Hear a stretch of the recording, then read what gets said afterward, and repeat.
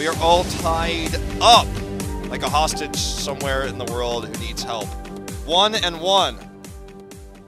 I don't know. I tried to do an old thing. I used to do this with Brendan Valdez when we cast Pro League together. Every time we were tied up, I had like 37 different things about being all tied up like a blah, blah, blah, blah, blah. I tried to bring it back. It was weird. No, you need... I hope there's no hostages. I hope for that, okay. we need different shirts. Yeah. That's always the best topic to talk about. The pink shirts were the way. Yeah, the Team real Salmon. men shirts. Yeah. Yes, we could get that next year. Yeah. You want to be part of Team Salmon? Oh, yeah, with a red tie? Yes. Just for you guys out there, if you want to be part of Team Salmon, you can join. All you have to do is wear the gear. Game 3. Game 3. We're going to it tied up. It will very likely be Supernova's map choice with Feliz taking first ban. Mm-hmm. The commitment to Maiev early for both teams has kind of been where we're at. We saw bans on Mephisto and Alex Strasza to kind of leave that open from Supernova, but they took the Hanzo instead in Game 2. So kind of a tricky way to look at things, but they're playing around the macro. Which eventually worked out with that Hanzo first pick. We were doubting that before 16 it's going to be really hard to actually kill that Diablo, but because of a few positional mistake from OJ, which led that to happen, he lost his soul right at level 14. So that was the best time for Supernova to actually do massive damage to get the kill, which makes it easier later on to get the kill on Diablo. And when he died, he did not have maximum souls. So it helped a lot. Without that mistake, I think it was going to be really hard to kill that Diablo. Usually, the reason why you play Diablo, you want to max out soul, just tank all the things you want in the front, and then survive. And that's the reason why Diablo is top tier right now. Hanzo, I just know. Hanzo post 16 versus a Diablo, I lose all the time. So you kind of get the idea. So just to give you guys another update, if you tuned in late, we have Caster O. Yes. So we're just kind of like chilling here, fixing our cords. But every time I complain about it, we get Volskaya! Found it. What's next? Braxis? Okay. My headset off to cough really quick, but yes. Have you noticed that she says Volskaya Industries, even though it's Volskaya Foundry? Yes, in Korean, yes. In English as well. It's weird. Really? Is it not Foundry? Are we wrong? It is Foundry. All right. Let's go into this draft. Hanamura Temple. And let's take a look at how Supernova decides to prioritize Maiev this time. They left it open intentionally, previously with a Garrosh ban. They left it open for them to take with the Alex Strasza into Mephisto in Game 1. So Feliz, a lot of thought into the mind game here. It will be the Hammer fake ban. So it looks like they're looking for the Maiev as well. Just to toss one, this is the first game that they have the first pick. Yes. Instead of banning Maiev, they took my... And the reason why they ban Maiev all the time is because, see what happens when they take it. They're not as strong as you think. Okay, they've left. This is very risky. Because if they look for the Maiev here, they're now giving over to Ronda. Okay. Mephisto is also really strong on this map. This is such weird priority here. Everything is open. And they took Garrosh. OJ has been the weak link of this team for a long time. I think everyone would agree with that. I'd say he's a bad player, but we can put a lot of the blame on some of the engages on him. But you've taken Garrosh as your first pick, leaving open Bantam's Hanzo. You've left open the Maiev, which in this case Supernova leaves out. But, you know. Yeah, in this case, I think their goal is to go around with Blaze, pick the safe Rainer. Yes.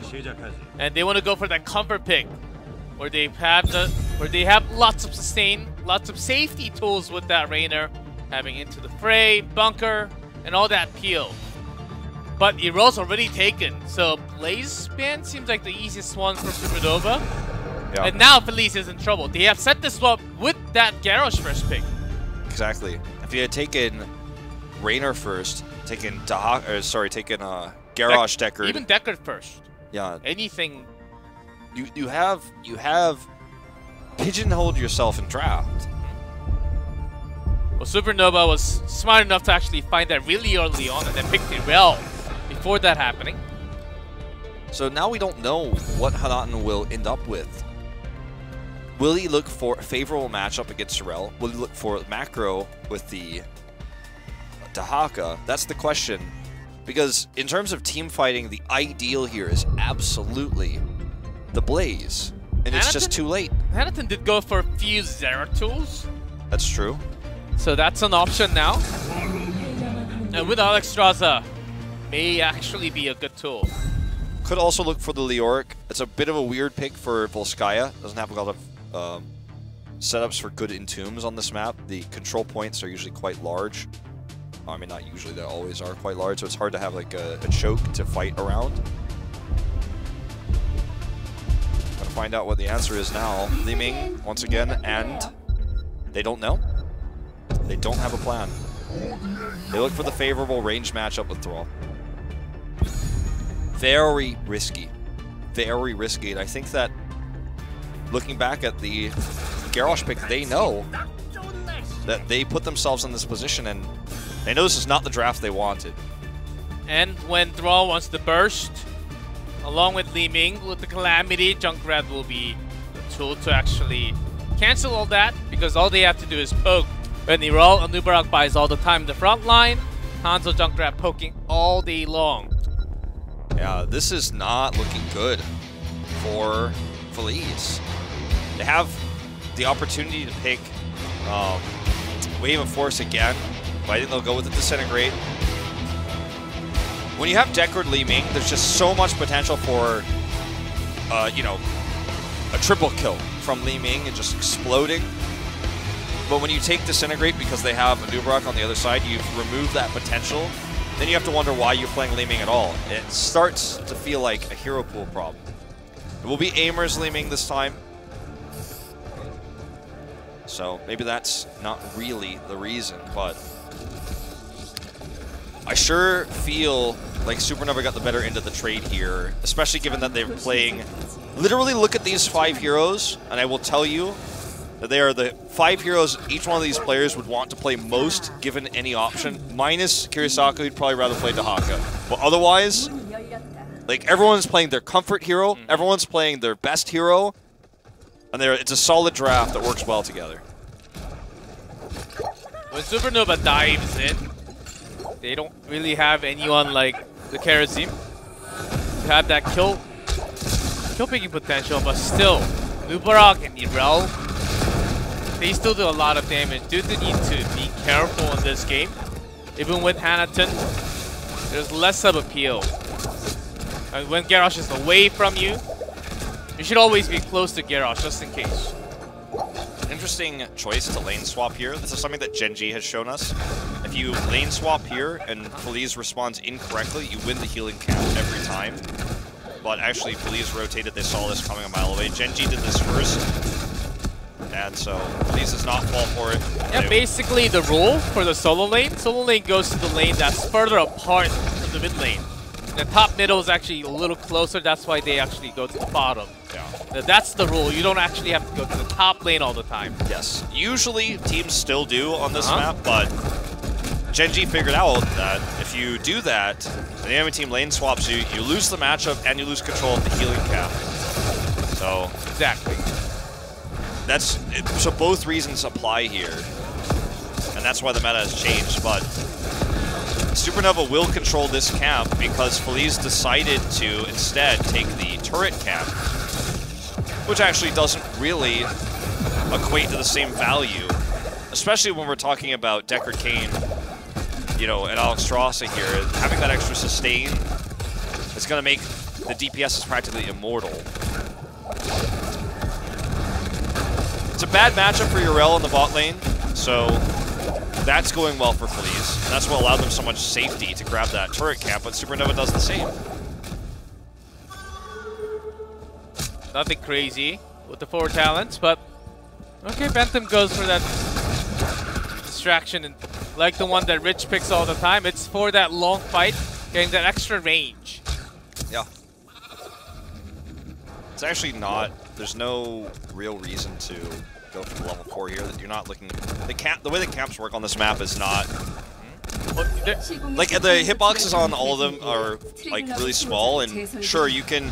It works well in the healing camp, but it doesn't work well for everything else. So it's not like Shrine. When you go for Q, you want to do a lot of damage to AoE. Yeah. And the W, you would. Still, there are not too many camps. There's no boss. That's the important one.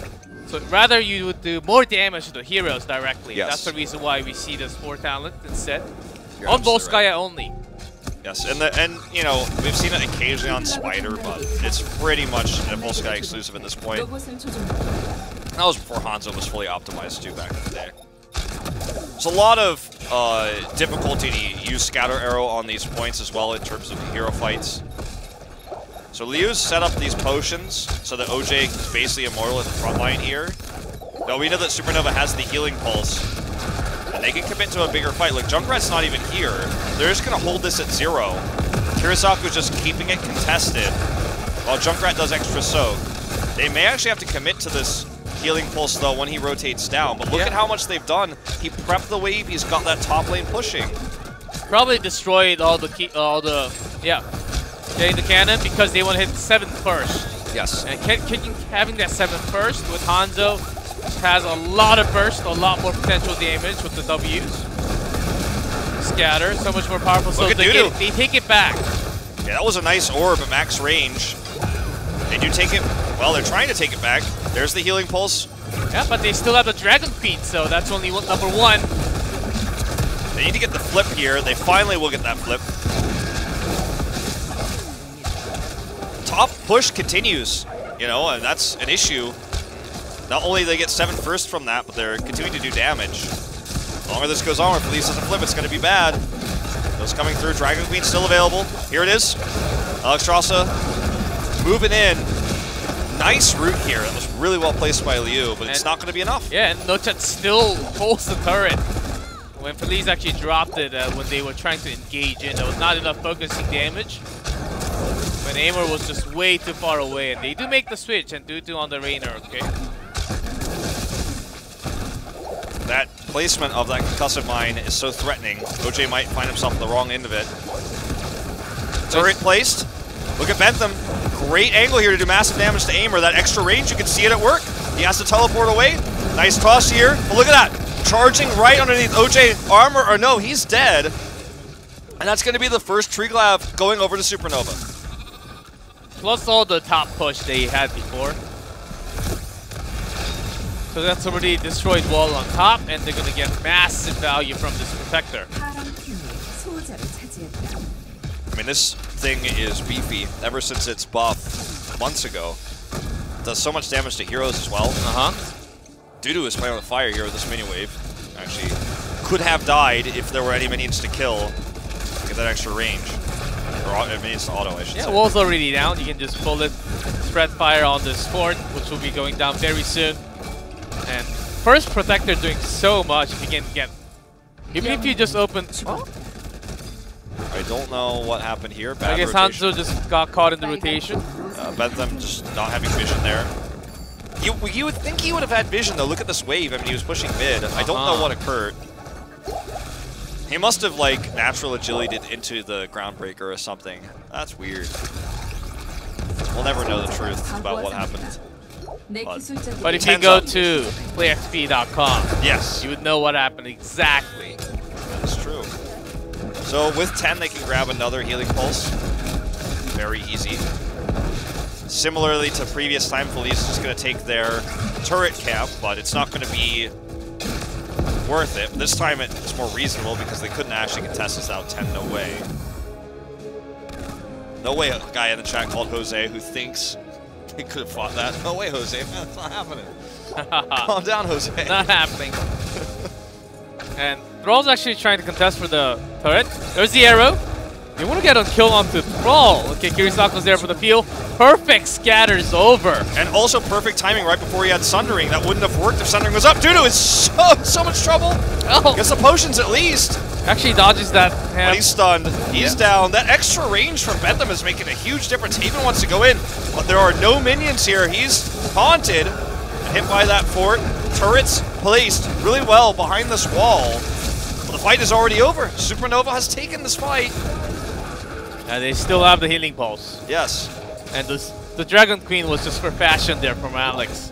I feel like Alex Strasser is being figured out even as we speak, and I think normally you would use that to try to actually kill the fort. Like, Alex is changing the way Alex Strasser is played. In this case, yeah, it was just for show, it almost feels like. It didn't work out the way he wanted it to, but it might have actually not been on, it might have not been available until like right at that moment.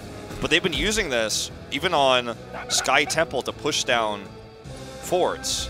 Can maintain a talent tier advantage. It's pretty cool. Okay, and again, he's the target. Long stun. Kirisaku gets the stun behind. Perfectly done.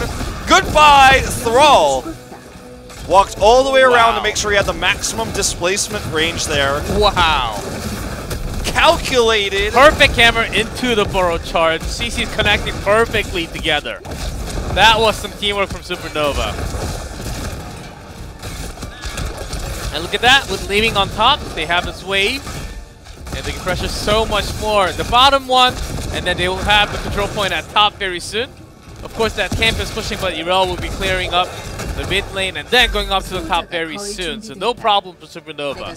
That's a really bad time for Feliz to give their opponents 13 right before this control point. 20 seconds until that's open. And there's just nothing that Feliz can do to hard engage. They've got Sundering. But approaching this point against an Alexstrasser, like, you cannot allow an Alexstrasser to root herself on the point and control it before you get there. Whether it's Infernal Shrines, whether it's this map, like, it's all bad. They have 13, the turret, and the healing pulse. At least, will they actually try to contest yet? I think they should soak for 13. Maybe look for that 99% miracle fight. Or this is trying to catch the rotation, okay? This is... The thing is, this is so desperate. You're basically hoping that Supernova screws up. And if they don't, then guess what? Guess what? Look at that PIP. Yeah. The Space Goat is having some time. Yeah. If you do this and you fail to gain an edge... It actually comes down. Okay, they don't want to lose this at all. Well, I mean, they want to take a 13 fight, it looks like, but it's not going to happen. Yeah, by leaving the point, it actually scares out Feliz for going in all the way in there. Imagine if the point actually stayed, like in Overwatch when he walked off. That would be insane. Like, Supernova would be massively ahead. That'd be so broken for the team who gets the first point, though. It's pretty broken in Overwatch, too, let's be real. Well, another... I don't think Feliz should let this happen. Yes, they're going to try to make an engage. I don't know if this is the right moment, though. Heal Deny is too early. And now we've got Dragon Queen activated for Alex. Taunt is big, but it's not enough. OJ essentially defeats himself here by stepping on this point. Hanaten once again dies alone. And Supernova will have this Tree Glove Protector unlock. Another healing pulse controlled by them. First this is going to be a keep. First of all, getting one kill was going to be enough. And they have a few options. Getting one kill for Leeming resets. Or stealing. Not even, they don't even have to cap. You don't actually have to cap, but you can just steal it right after. Hanaten is not having a good game on this Thrall, G-Clef. And it's, we talked about it in draft. This is not what they wanted to play. They picked it with 2 seconds left. It was never the original plan. It was desperation. And he's trying to split soak his Thrall when he's a solo laner. Junkrat's done way more than he ever will. His Thrall has no escape outside of Sundering. And this should easily be a keep. And if anyone on Feliz dies, this could be game. Supernova could go to match point. They have to be so careful. They've even got the siege camp behind this. It's time to come in. Junkrat just entered the fray. Found by Li Ming, though, off camera. Hammer nearly killed him. Well, that means that Li Ming was not here doing damage to Tree Glove, so the keep will go down. Hanaten will try to make something happen. There's a Thunder! This is good. This is good, Hanaten. In trouble here, though. The Riptire's coming out. OJ is the target. Orb completely whiffs. And as the Tree Glove falls, all they get was 1 kill, and that's not enough. For a keep. Oh, pretty good on both Sky. I will take that all day. That wasn't too bad for Feliz. They were actually at a very nice angle. Thrall coming from side. Supernova does need to be careful for those kind of flanks from side. That's exactly why they picked up Thrall. But in this case, where Leeming actually pressured out Junkrat, it was really hard to do. Well, I mean, we're looking at a very advantageous position for the macro team. It gets a keep early, has Junkrat for split soak. Hnauten just simply can never do what Junkrat is capable of. Now that we're at 16 as well, like, Junkrat flies from one lane to another. Yes. He's like those monkeys in Wizard of Oz, man. He's like laughing all the way. I know those monkeys creeped me out as a kid, but like, I'm actually in love with the way that Junkrat operates in this game. Trying to get... Oh, they're trying to... Okay, no chat does manage to just air out. OJ was trying to flank him from side. Well, that's the thing is, Junkrat can escape those moments, and Thrall cannot, so Hnauten is just always going to be lower impact. He's died twice already, trying to make that impact in the side lane. Well, they'll try to have some difference here as... Okay, he is so dead. He got caught by the trap. Riptire coming out. Okay, he actually lived with a stain. Huge taunt this time, and the Lornado pushing everybody in. Alex forced to use his heroic here to survive, doing some extra heals. Another root. Gets an absorption from the defender. But he's not going to get out. Caught by the CCs, and Feliz are finding their way back into this. Junkrat killed there by Aimer's max range orb. For the Horde. Indeed. Finally, they are climbing to the top. As that was some incredible play and sustain from Deckard, actually. A lot of potions. Oh, by rights, Hnauten should have been dead. He walked into a trap and got concussive mind. I thought he was dead for sure. I literally said he was dead because I was so certain he was going to be the one to fall, but potions are strong. Good plays by Liu. Set up that secondary engage. Warlord's challenge is what really... So when Feliz actually goes in for these bold moves, forcing out a weird rotation and weird engage from Supernova, it's actually Supernova who chokes all the time. Yes. Feliz should do a little bit more often. Of course, it's very risky, but when you have the chance, when you have better positioning, Supernova will come in. There's the arrow, but whiffs. Yeah, that was the idea, was to try to trap them, prevent their retreat. Because Aimer is dealing with the catapults in top lane, they cannot take the first capture. They'll need a turret to do that. Already taken is the turret from Supernova. Here comes Aimer. He's dealt with the first two catapults that were starting to threaten the core. But it's going to be even further pressure here now as Kirisaku takes this. Supernova knows that they have control of this tower because they have Dragon Queen available. Not tower, control point, because they have Dragon Queen available. Even if it goes over first to Feliz, they should be able to flip it easily. That's the idea. That's why they're taking all this time to control the map. They're even going to get this forward. Yeah, they want to look for 20 because they don't have... They have one turret, but no healing pulse. Because they lost the last team fight. And they actually want to push top. They're actually pushing to threaten for them to hearth back home. No keep means they are going straight to the core. Yep. Nobody knows where they are, so everyone has to hearth. Only Garrosh stays. OJ is repeatedly spamming hearth right now. Not anymore now that they've been revealed. Actually, he did hearth. Which is correct because he was going to get collapsed on and killed if he did not. And therefore, without the free port, and that's 20. Well, it was almost impossible for them, for Feliz to actually stop this from happening. So I think that was the right move to actually go back home with some capture. They have a lot of items, so this is not undoable. And they can do the same thing. They can soak for 20, so Supernova already knowing that, they make the early move rotation, trying to delay that from happening at least. Notice where Kirisaku is standing right now, on the edge, so he can just go ahead and jump away if need be. He's actually going to step off right now and head up. They want to look for that 20 fight. Here's the arrow. Misses, though. Pretty risky arrow, but Haben was ready to catch the follow-up stun. That's a level 20 arrow now. Yeah. And he can't be global anymore.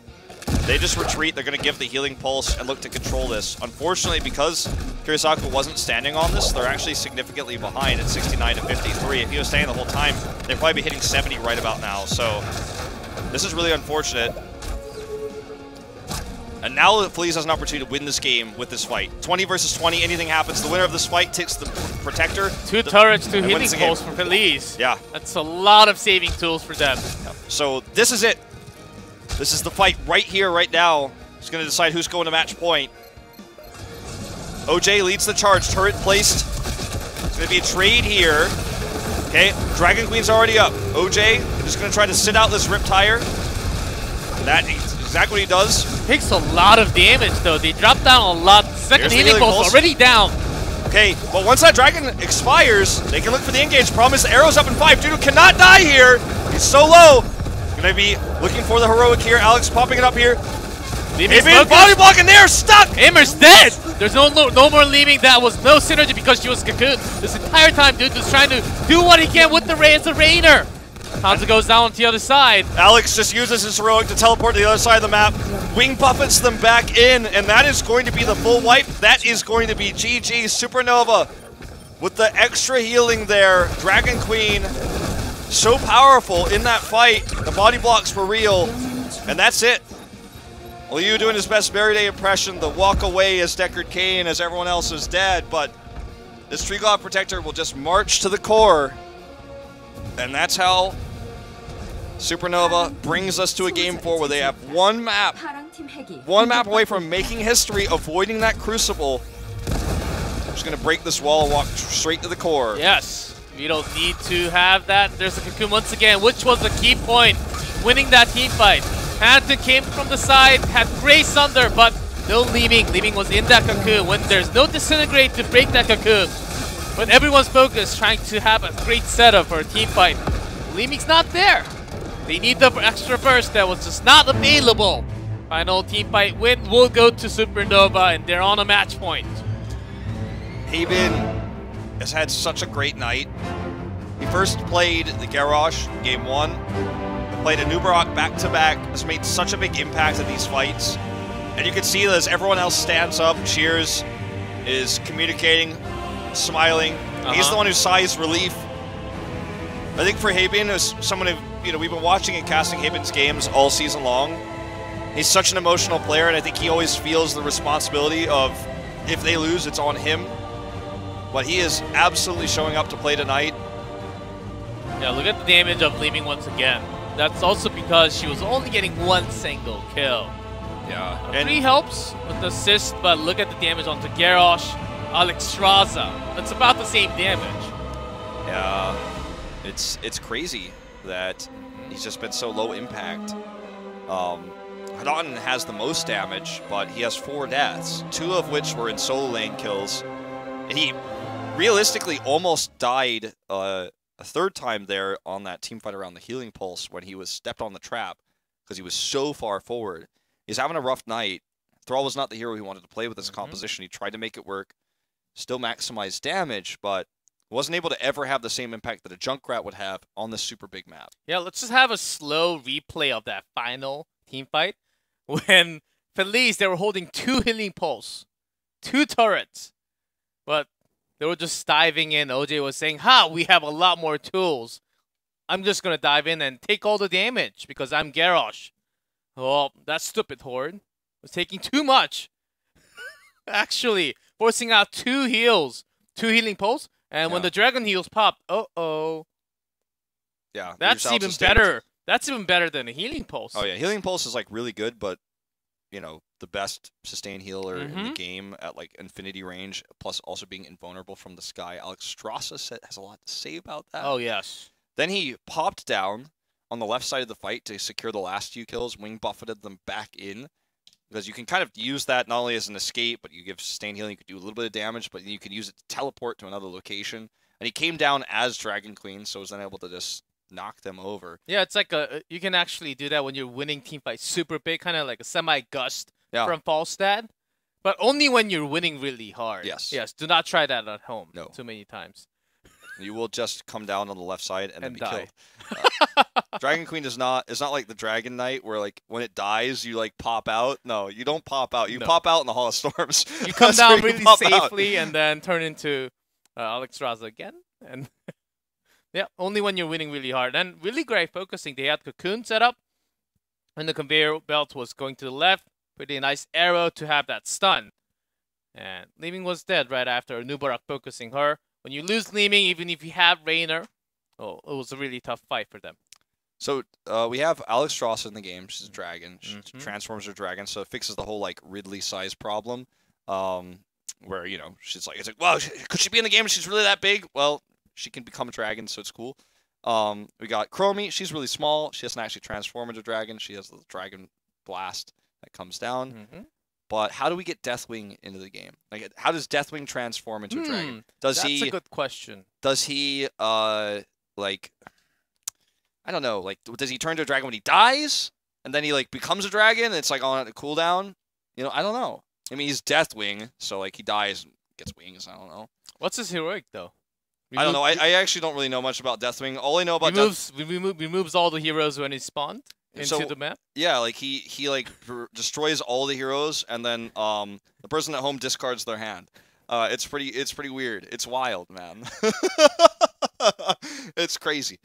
I don't know. I don't know anything about Deathwing except that he has 12 attack and 12 health. And yeah, he kills the whole board, but you discard your hand. So it can be a bit of a trade-off there. Not that far into WoW, so I actually do not know yet. But time will come eventually when I hit 120. So I'm almost there. But one of those days with Caster O, where we just have to fill some time. Yeah. We had Alex Strauss announced last year, right? Yes. Hanzo, Alex Strauss, 2 dragons. Double dragon, if you will. Maybe we get another dragon at BlizzCon this year. Maybe we get Deathwing. Maybe not. I don't know. Because everyone thought it was going to be Deathwing like 2015 it wasn't, then 2016 it wasn't, then 2017 it wasn't, then 2018 it wasn't. But maybe 2018 it is. Maybe if it's not, maybe it's 2019. But I don't know. I don't know, man. Speaking of Caster O and spending time, here we are. Yes. You want to just chill for a little bit? Yes, let's just chill. So, like, last time I complained about Caster O taking a long time. Like, we instantly went into the next game. So this one's taking a little long. Yeah. Let's chill. Guys, chill. This is time to go to the bathroom if you want to take some time.